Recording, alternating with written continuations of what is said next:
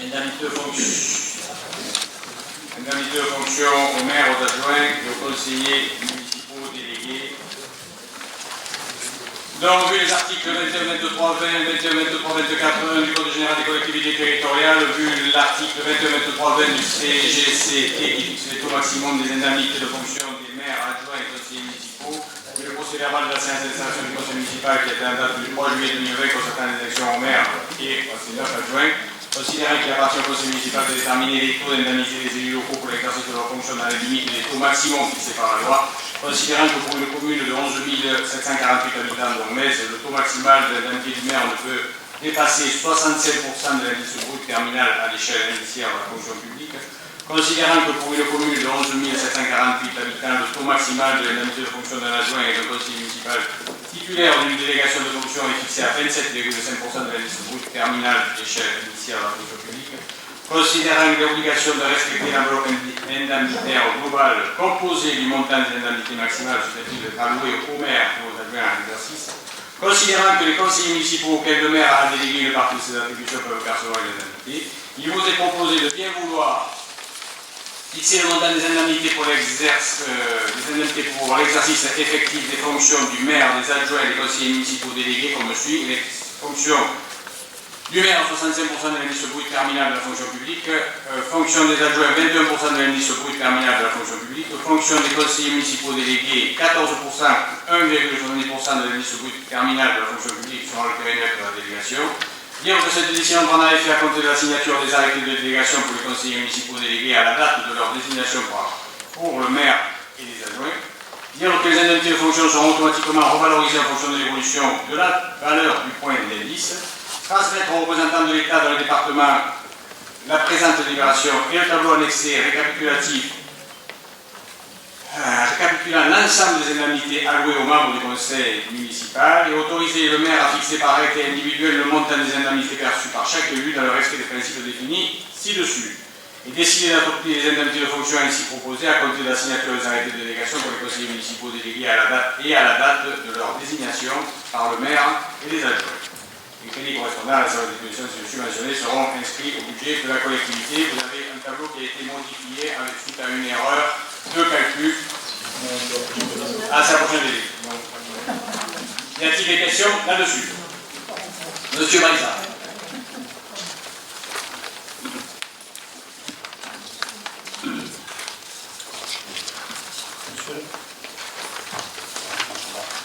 Ici, non. Il est allumé. Vas-y. Monsieur le maire. Ah, ça va.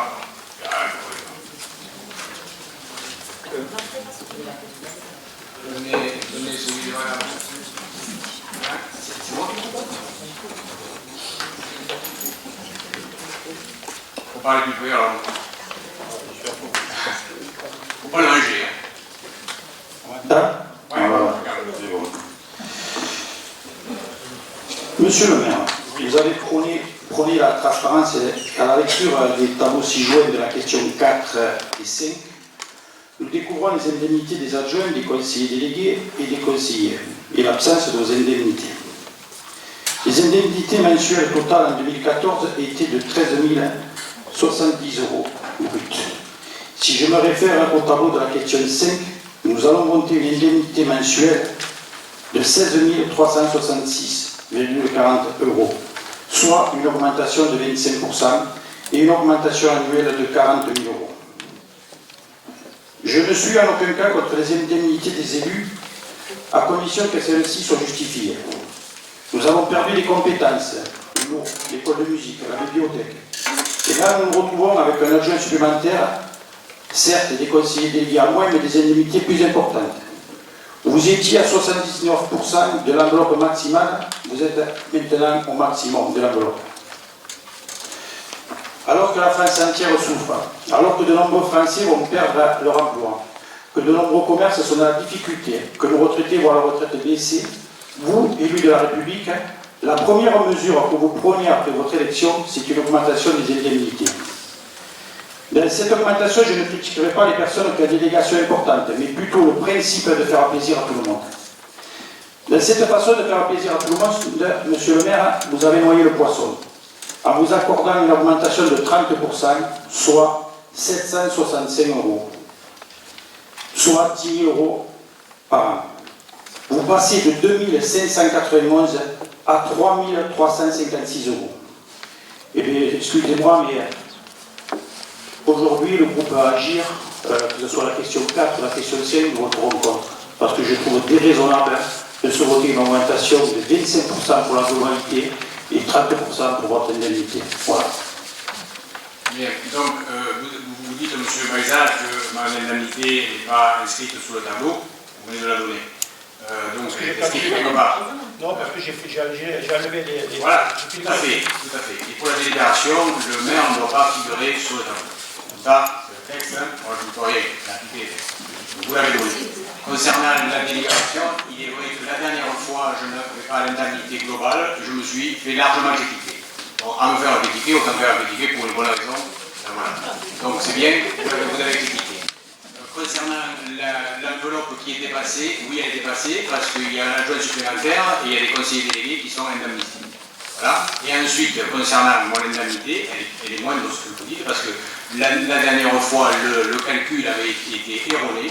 On a eu des indemnités avec des calculs erronés. Là, c'est des calculs appropriés.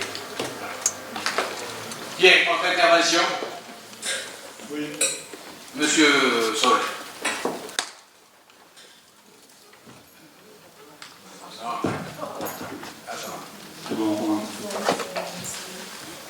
Donc, concernant ce point, je dirais que pour Metz et pour beaucoup d'autres communes, accroître les rayons de compétences de l'équipe municipale est progressivement devenu un impératif. Au fil des mandats successifs, à Metz comme ailleurs, le nombre d'adjoints s'est accru, la notion de parité est apparue, permettant une représentation plus juste. Le rôle de conseiller municipal délégué a pris du sens. À ce titre, la participation de l'ensemble des élus de notre groupe à la prise de décision constitue aujourd'hui une étape incontournable dans l'évolution du monde de gouvernance. Nous portons ensemble le projet choisi par les Mézoises et les Mézois.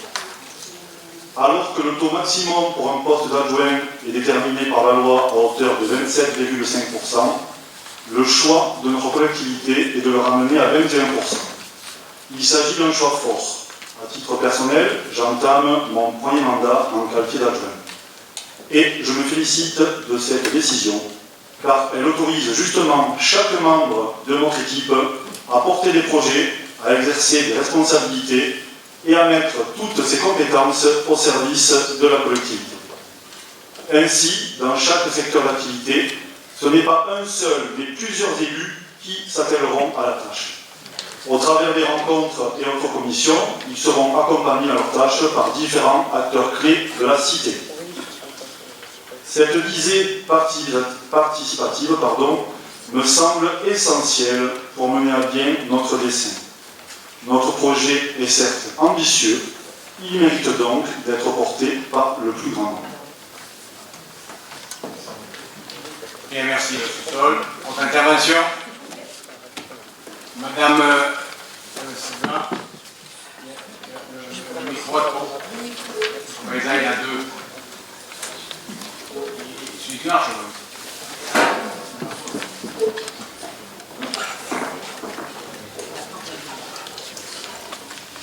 Je voudrais rebondir sur ce que vient de présenter M. Sol. C'est bien joli, c'est bien écrit, c'est bien parlé, mais dans les faits, c'est tout autre chose. La parité, Mme Hébert l'a fait remarquer la semaine dernière, elle n'y est pas au niveau des adjoints. En ce qui concerne les indemnités des élus, je rejoins tout à fait ce que vient de dire M. Baïza. C'était complètement inconcevable pour nous de se voter des augmentations dans le contexte actuel en France. Et je voudrais aussi revenir sur le fait qu'on n'a rien contre le fait que tous les élus participent à la vie de la commune et interviennent dans différentes délégations, mais on peut aussi participer en tant qu'élu sans forcément avoir une rémunération au bout. Bien, c'est votre avis, Mme Silva. Par contre, une remarque quand même sur la parité de Mme Hébert la dernière fois, c'est vrai. Je dois vous avouer que c'est peut-être la faute un peu de mon directeur général des services lorsque j'ai constitué la liste. Il m'a dit on n'a qu'à prendre exemple sur le département, il y a un président et un premier vice-président homme, et après il y a homme-femme, homme-femme. Je crois qu'on a fait un peu pareil, donc je crois qu'il ne faut pas quand même critiquer. Voilà. Alors, je vais revenir, je rebondis tout de suite. Bien sûr, madame, vous en prie, allez-y. L'élection du conseil départemental était environ il y a 6 ans. Depuis, il vient de le dire, je crois aussi, votre adjoint, que c'est la parité qui fait quasi augmenter les indemnités, hein, parce qu'ils viennent de dire qu'on a vu le jour de la parité, donc ça fait quand même plus de femmes au conseil, donc il faut aussi les rémunérer, les pauvres, il ne fallait pas avoir, mais on le peut. Pas du tout. Bah oui, mais bon, c'est ce que vous en penserez ce que vous voulez, je vais faire les mêmes réponses que le maire. Hein. Vous en penserez ce que vous voulez, je pense ce que je veux.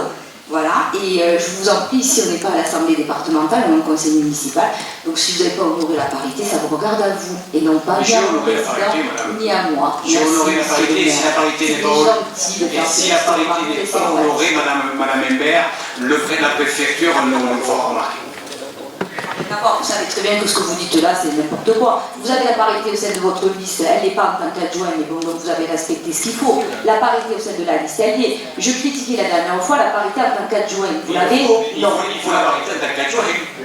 Elle est obligée. En tant qu'adjoint, oui, mais là, elle n'y est pas. Et bien alors le préfet nous le retoquera. Ah, c'est tout. On est obligé d'avoir la parité. Voilà. Allez. Donc je vais vous voir pour le point numéro 4, l'affectation des indemnités des élus, sans majoration. Je vous rappelle pour le point numéro 5, qui est pour. Qui s'abstient? Qui est contre? 8. Merci. Point numéro 5, donc la fixation des indemnités, donc avec les majorations, comme ça s'est toujours fait sur le chef de canton qui est Metz.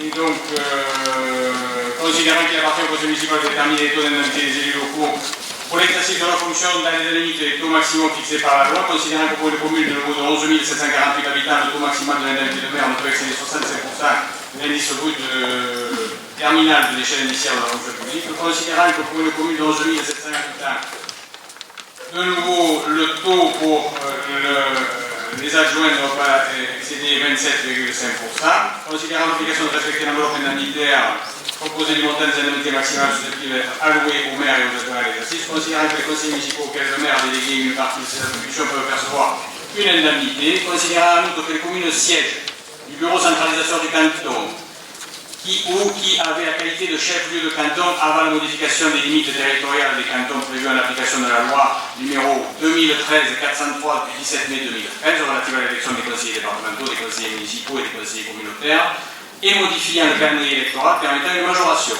Considérant en outre que la commune a été attributaire de la dotation de solidarité urbaine et de cohésion sociale au cours de l'un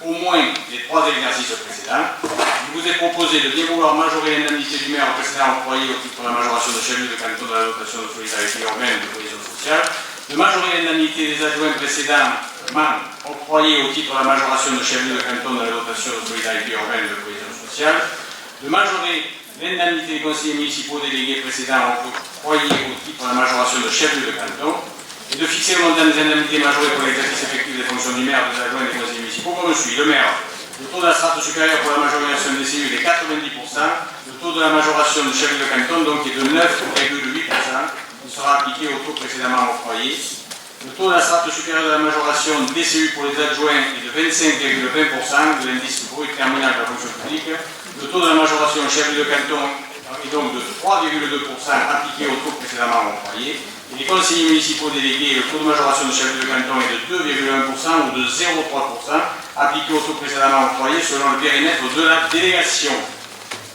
Il faut dire donc que cette décision prendra effet à compter de la signature des arrêtés de délégation pour les conseillers municipaux délégués à la date de leur désignation pour le maire et les adjoints, et dire que les indemnités de fonction seront automatiquement revalorisées en fonction de l'évolution de la valeur du point de l'indice, de transmettre aux représentants de l'État dans le département de la présente délibération et le tableau annexé récapitulatif l'ensemble des indemnités allouées aux membres du conseil municipal, et d'autoriser le maire à fixer par arrêté individuel le montant des indemnités perçues par chaque élu dans le respect des principes définis ci-dessus, et d'adopter les indemnités de fonction ainsi proposées à compter de la signature des arrêtés de délégation pour les conseillers municipaux délégués et à la date de leur désignation pour le maire et les adjoints.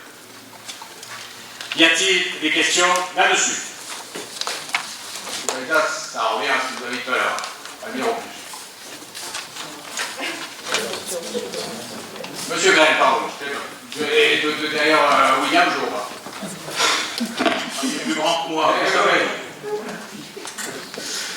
Non, c'est une question qui me préoccupe un peu. Le 30 avril, nous avons voté le budget principal. Oui. Nous avons voté un montant pour les indemnités qui sont versées aux élus. Là, cette délibération intervient en milieu d'année, donc elle va s'appliquer à compter du 1er juillet, on va dire ça comme ça. Non. Plus tard. Un jour des arrêtés. Après la signature des arrêtés. Un peu plus tard, mais donc ça va faire quand même sur une demi-année. Est-ce que vous avez estimé le montant global de la dépense correspondant et est-ce que vous allez nous faire voter une modification du budget pour pouvoir la relever au niveau qui vient d'être voté?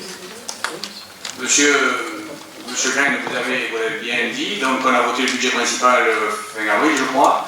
On ne savait pas donc quand aurait lieu le second tour, qui serait élu, combien d'adjoints il y aurait, combien d'adjoints délégués il y aurait. Donc aujourd'hui, nous sommes donc devant ces deux délibérations que je vous propose de voter.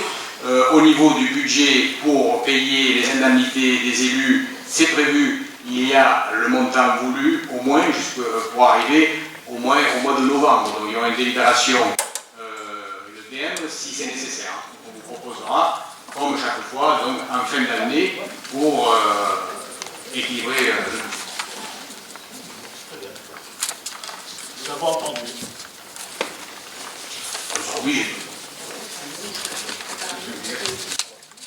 Bien, donc je vais au bout la question numéro 5, qui est pour, qui s'abstient, qui est contre, 8. Je vous remercie. Le point numéro 6, donc le CCAS. Le CCAS, donc à l'application à l'article L 123.6, R 123.7 et suivant du Code de l'action sociale et des familles dans le SAF. Le conseil municipal détermine le nombre des membres du conseil d'administration du CCAS. Outre le maire qui en est président de droit, une moitié des administrateurs est élue par le conseil municipal à la représentation proportionnelle au plus fort reste. Une autre moitié est désignée par le maire selon les critères précis figurant à l'article 123.6 du KASF. Donc il vous est proposé de fixer à 12 le nombre d'administrateurs siégeant au conseil d'administration du CCAS. Ça n'a pas augmenté, c'est pareil que la dernière fois.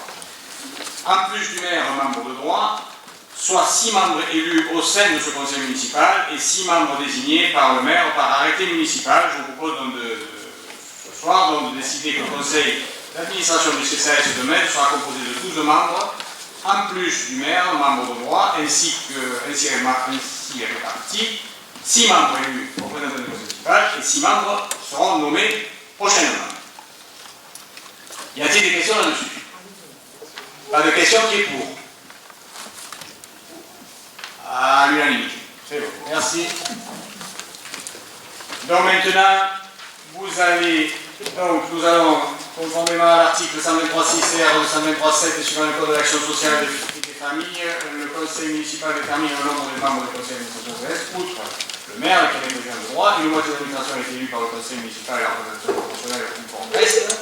Une autre moitié est désignée par le maire sur les critères précis que je viens de vous dire dans la délibération précédente. Le conseil municipal donc a fixé à 12 le nombre d'administrateurs au CCAS. Il est désormais nécessaire de procéder au vote pour désigner 6 élus qui siégeront au conseil d'administration du CCAS. Celui-ci dans s'effectue au scrutin de liste à la proportionnelle au plus fort reste.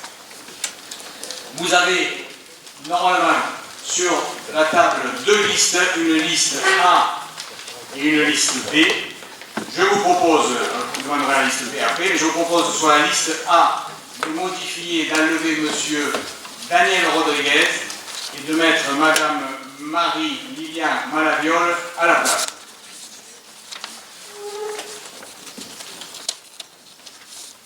Ensuite, la liste B, M. Baïza, Pas de changement? Pas de changement? On y va comme ça. Allez. Donc,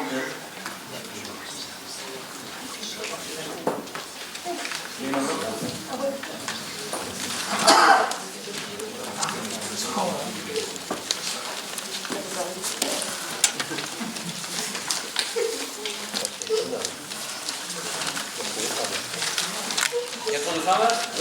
Tu seras seul? Et vous serez.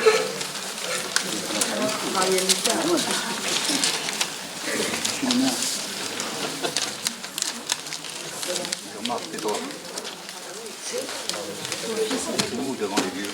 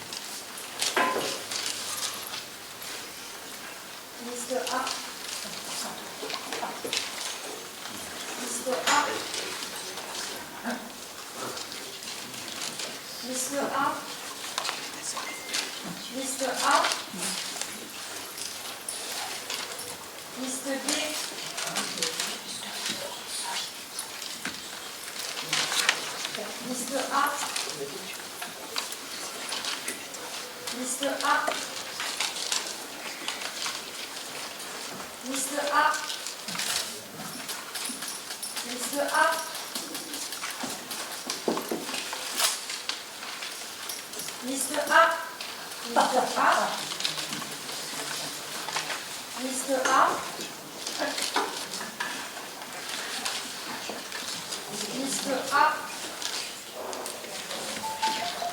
Liste A.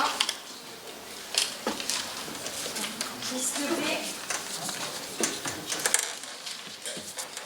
Liste B. Liste B. Liste B. Liste B. Liste B.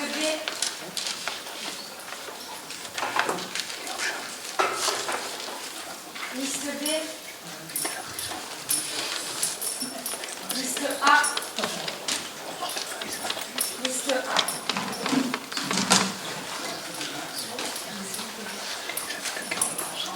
Bien, 25 voix donc pour la liste A et 8 voix pour la liste B. Marcher la machine. Alors, 5 postes pour la liste A et un poste pour la liste B. Donc sont élus Madame Cabrol Nathalie, M. Charbonnier Bernard, Madame Bory Catherine, Madame Malaviole Marie-Lydia, Madame Marie-Claude De Paul et Madame Galibert Annie.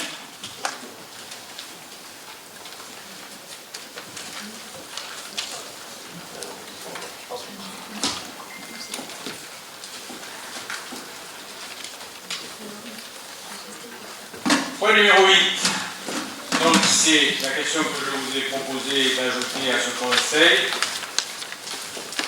Donc vu le code des collectivités territoriales, vu la loi du 83-634 du 13 juillet 1983 modifiée portant droits et obligations des fonctionnaires, notamment son article 20, vu la loi 84-53 du 26 janvier 1984 modifiée portant dispositions statutaires relatives à la fonction publique territoriale et notamment à son article 88. Vu la loi 2020-290 du 23 mars 2020, urgence pour faire face à l'épidémie du Covid-19. Vu la loi 2020-473 du 25 avril 2020 de finances rectificatives pour 2020. Vu le décret 2020-570 du 14 mai 2020, donc relatif au versement d'une prime exceptionnelle à certains agents civils et militaires de la fonction publique de l'État et de la fonction publique territoriale soumis à des sujétions exceptionnelles pour assurer la continuité des services publics dans le cadre de l'état d'urgence sanitaire déclaré pour faire face à l'épidémie de Covid-19. Vu l'avis du comité technique donc, de la ville en date du 9 juin 2020, considérant qu'il appartient à l'Assemblée délibérante pour les agents relevant de la loi du 26 janvier 1984 subvisée de fixer les modalités d'attribution de la prime exceptionnelle, il vous est proposé donc ce soir d'instaurer, article 1er, d'instaurer une prime exceptionnelle en faveur des agents particulièrement mobilisés pendant l'état d'urgence sanitaire selon les modalités définies ci-dessous. Cette prime sera attribuée aux agents ayant été confrontés à un surcroît significatif de travail en présentiel pendant l'état d'urgence sanitaire, notamment pour les services techniques, du fait des contraintes supplémentaires engendrées notamment par les nécessités renforcées de nettoyage des rues. Pour le service entretien, du fait des contraintes supplémentaires engendrées notamment par la désinfection des locaux. Pour les services administratifs et culturels, du fait de la nécessité d'effectuer leurs fonctions sur site en assurant la continuité du fonctionnement de la collectivité, tout en s'adaptant aux contraintes et aux évolutions réglementaires liées à la situation d'état d'urgence sanitaire. Pour les services de l'enfance, du fait de la nécessité d'assurer la continuité de l'accueil des enfants des personnes prioritaires dans les conditions de sécurité renforcées, parfois en dehors de leurs horaires habituels, étant entendu que les agents du CCAS verront leurs primes versées par le CCAS. Pour le domaine public et la police municipale, du fait de la participation active aux mesures de prévention et de contrôle durant la période de confinement et plus largement de l'état d'urgence sanitaire. Pour les services de la cuisine, particulièrement mobilisés pendant cette période, ainsi que les services des sports et de la capitainerie, pour la continuité des services et des activités réalisées sur site. Sont considérés comme particulièrement mobilisés les personnels pour lesquels l'exercice des fonctions a, en raison des situations exceptionnelles auxquelles ils ont été soumis pour assurer la continuité du fonctionnement des services, conduit à un surcroît significatif de travail en présentiel. Article 2. Cette prime exceptionnelle sera d'un montant maximum de 1 000 €, conformément à l'article 4 du décret 2020-570 du 14 mai. En vertu de l'article 8 du dit décret, les bénéficiaires de la prime, le montant alloué et les modalités de versement seront déterminés par l'autorité territoriale. Ainsi, deux bases sont définies. Une base de prime à 1 000 € pour les agents exposés et une base de prime de 400 € pour les agents moins exposés. Ces bases sont proratisées bien sûr au nombre de jours de présence sur la période de confinement, c'est-à-dire du 17 mars au 7 mai inclus, soit 36 jours heureux. Article 3. La prime exceptionnelle est cumulable avec tout autre élément de rémunération lié à la manière de servir, à l'engagement professionnel, au résultat, ou à la performance, ou versée en compensation des heures supplémentaires, des astreintes et interventions dans le cadre de ces astreintes. La prime exceptionnelle est exonérée d'impôt sur le revenu et des cotisations de contribution sociale dans les conditions prévues à l'article 11 de la loi du 25 avril 2020 susvisée. La prime exceptionnelle n'est pas reconductible. Article 4, cette prime sera versée à une fois sur la paie du mois d'août 2020. Article 5. Commande m'autoriser à fixer par arrêté individuel le montant perçu par chaque agent au titre de cette prime exceptionnelle dans le respect des principes définis ci-dessus et de décider d'adopter le régime indemnitaire proposé à compter du 1er août 2020. Les crédits correspondant à l'ensemble des dispositions ci-dessus mentionnées sont inscrits au budget 2020. Le budget annexe correspondant au chapitre 012, compte 64 118 pour les titulaires et compte 64 130 pour les non-titulaires. Y a-t-il des questions là-dessus? Ça a été débattu par OCTP, sur proposition du CTP. Cette prime a été établie et ça a été déjà voté au conseil d'administration du CCAS pour les personnels qui font partie du CCAS. Tout le monde est d'accord? Et pour enseigner M. Graine, il y aura peut-être une décision modificative en fin d'année si jamais les crédits ouverts ne sont pas suffisants. Parfaitement justifié, celle-là. Voilà, M. Graine. Bien, je me vois qui est pour adopter. Merci pour les personnels municipaux que je remercie encore d'avoir agi professionnellement durant ces 3 mois de confinement, ces 36 jours de confinement, et puis d'avoir été présent à chaque appel des élus et du directeur général des services. Je crois que nous pouvons encore les remercier chaleureusement pour leur population. Merci à vous. Le conseil municipal est terminé. Monsieur Faisal. Oui, je vous en prie.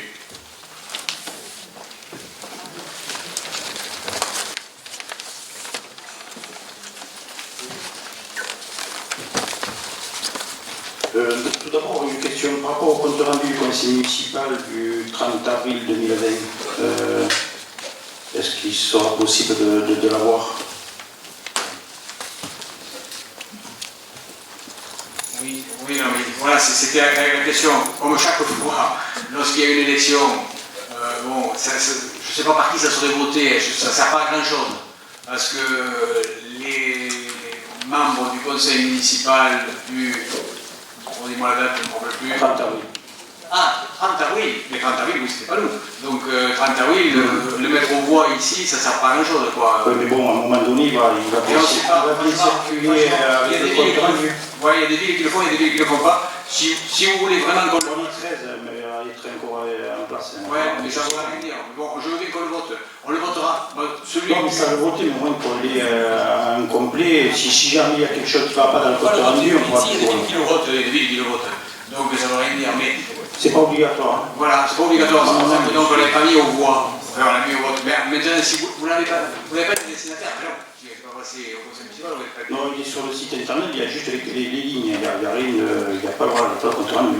Donc on vous le fait parvenir. On peut être destinataire à titre d'information. Oui, bien sûr. Bien sûr, voilà, on vous l'envoie. Par contre, celui du conseil municipal précédent, donc de la semaine dernière, donc on n'a pas. On va le faire avec le prochain conseil municipal. Il n'y a pas de souci là-dessus. Voilà. Je voulais juste vous dire, monsieur le maire, en préambule du conseil municipal du 3 juillet 2020, vous avez tenu à rendre hommage à 3 anciennes adjointes, ce que c'est tout à fait normal. Mais vous avez omis 2 personnes, et notamment M. Paul Mozart, qui était élu aussi depuis 1995 et Yves Pietrasanta, qui était élu depuis 1971 et qui, pour des raisons de santé, a dû démissionner. Voilà. Oui, et puis et Mme Janouillet aussi. Oui, mais bon, après je parle moi j'ai simplement, oui, non mais je sais que je ne l'ai pas fait, c'est sciemment que je ne l'ai pas fait, parce que j'ai simplement salué les personnes qui ont quitté, qui sont restées jusqu'au dernier moment du conseil municipal, donc les 3 dames que j'ai citées. Donc Bozac aussi, hein. Il est resté jusqu'à la fin. Ah oui, il n'a pas démissionné, autant pour moi. Ouais, c'est pour ça que je tenais à vous dire. Alors autant pour moi, c'est vrai. C'est vrai, parce que j'avais pensé à M. Pietrasanta et M. Bozac, c'est vrai que bon, comme c'est autant pour moi, alors ok. Donc, un hommage, oui, aussi, on peut rendre hommage aussi, on peut l'applaudir à M. Paul Bozac. C'est ma faute, je ne l'ai pas cité, et il est resté jusqu'au dernier jour, on ne le voyait plus, c'est vrai, mais et en qui plus est, il a eu ce problème-là durant une manifestation, nous étions présents, donc je pense qu'on peut l'applaudir, Paul Bozac.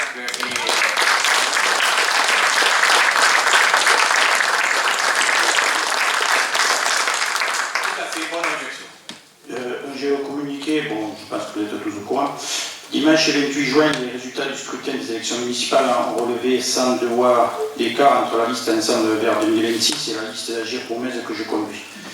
La campagne électorale qui précède les élections est encadrée par des règles très strictes permettant de garantir l'égalité entre tous les candidats et la préservation de la sincérité du scrutin, fondement essentiel de notre démocratie.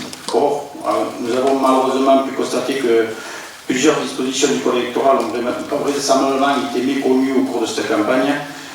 Le faible écart constaté au soir du second tour, 1,8% des suffrages exprimés à peine, laisse donc à penser qu'une partie de l'électorat mésois peut être influencée par des manœuvres prohibées.